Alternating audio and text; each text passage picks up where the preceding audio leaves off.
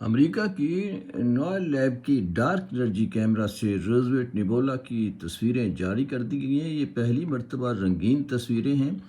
اچھا، یہ کہکشاں جو ہے تقریباً 5000 نوری برس کے فاصلے پر موجود ہے، اور یہ بہت ہی خوبصورت ہے، اور اس کی وجہ وہاں کی جو موجودہ گیس جو ہیں وہ وہاں جو خارج ہوتی ہیں اس کی وجہ سے ہے۔ اور جو کیمرہ مین ایسی تصویریں بنانا چاہتے ہیں کہکشاں کی اور اس طرح کے خاص کیمروں سے، ان کی یہ توجہ کا خاص مرکز ہے۔